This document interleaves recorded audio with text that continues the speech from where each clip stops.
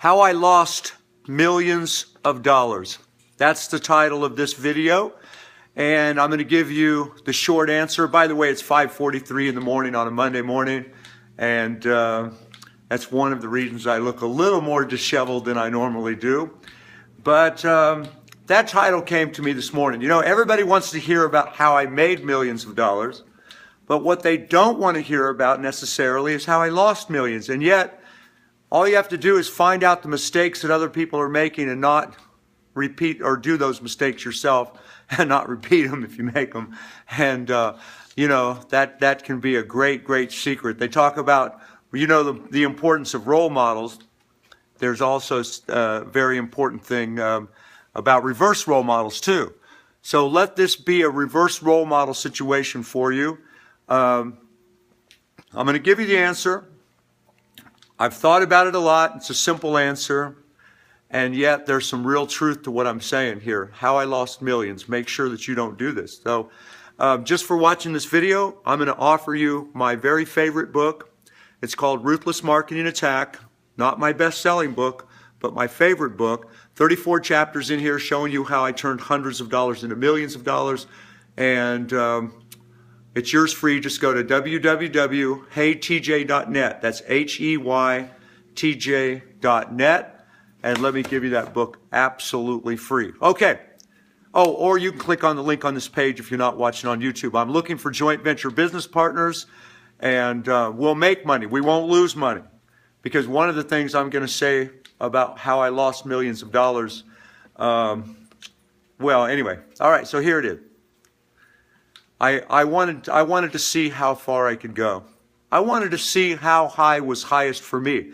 That was my big ambition. How high is highest for me? And same, I'll pose that question to you. How high is highest for you? I wanted to see how much money I could make. And so my wife Eileen, we started with a few $100s. We turned it into over $10 million in our first 5 years in total revenue. And we built a company. We made millions and millions of dollars. And then she had to step down because she has multiple sclerosis, which is a terrible, terrible disease. I guess all diseases are terrible, but MS is a terrible thing. So I stepped up. This was 2001. Eileen stepped down because of her MS. I stepped up. And I wanted to see how big I could push this thing. You know, Eileen was always the conservative one. And she was always holding me back from doing a lot of my more aggressive marketing ideas that I wanted to do. And so I wanted to see how far can I push it. Well, I found out.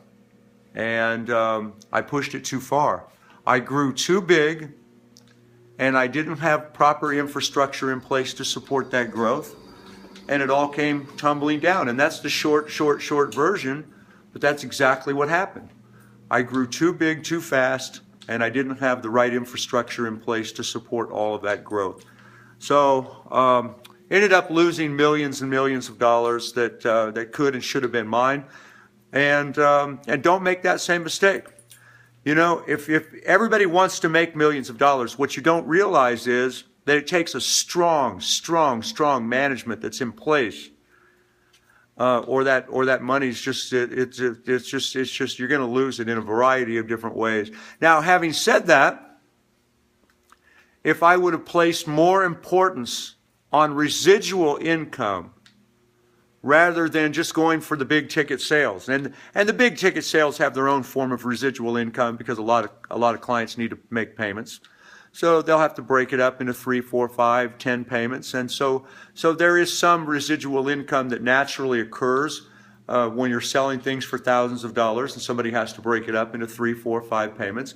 And yet my focus should have been, because it was at one time. At one time, my focus was all on everything I sold. If it didn't have residual income, potentially long-term residual income built into it, I wouldn't do it. If I would have kept that as my mantra, you know, always going for what we call a tail. So you sell something and then there is a monthly fee that's attached to it. Those are harder sales to make, by the way, because people perceive it differently. They say, you know, anything, even a small thing like $10 a month or $20 a month is perceived as, oh man, that's just another bill. I've already got enough bills. So it's a little bit harder sale to make. In fact, the joke is it's easier to sell something for $5,000 with no monthly fee attached than to sell something for $500 plus $20 a month. That's the joke. But there's always some truth to every joke. But if I would have made that my focus, even though what I'm saying is true, I grew too big, too fast, didn't have the proper infrastructure in place to support that growth.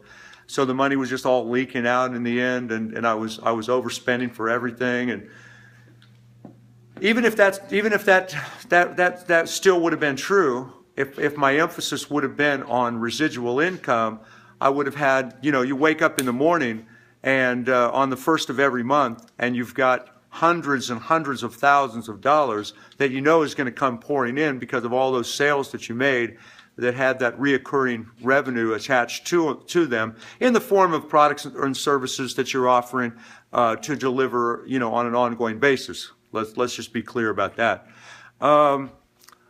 If that would have been my primary focus, then I still would have lost millions. There's no question about it. It's just that I could have sustained all of that for a long period of time, and things wouldn't have been so painful when it all came crashing down. So there's a word to the wise. For the longest time, my motto was, and I think you'll probably read about that in my book here. My mantra was, if it doesn't have residual income built into it, I won't do it. And then I justified all of that with those split payment deals and stuff like that. I took the easier road rather than the higher road, and I lost. I didn't have all of that residual income to support the whole thing in the end. If that's, for instance, back in the day when I had 50 employees, it took about $600,000-$700,000 a month just to keep my doors open. Think about that. Just to keep the doors of the business open and running, $600,000-$700,000 a month.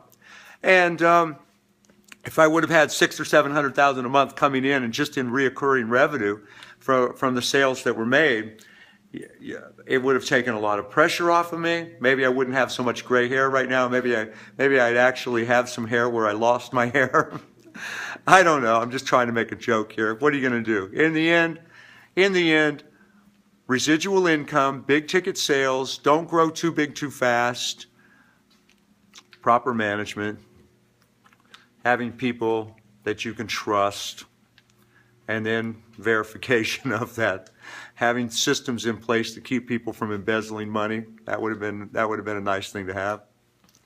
Anyway, thanks for watching my video. Everybody loves hearing the stories about how I made millions of dollars, and you can make millions of dollars. If a guy like me can do it, anybody can do it. I was ambitious. I was willing to take huge risks and putting it out there and doing the things that I share on these videos.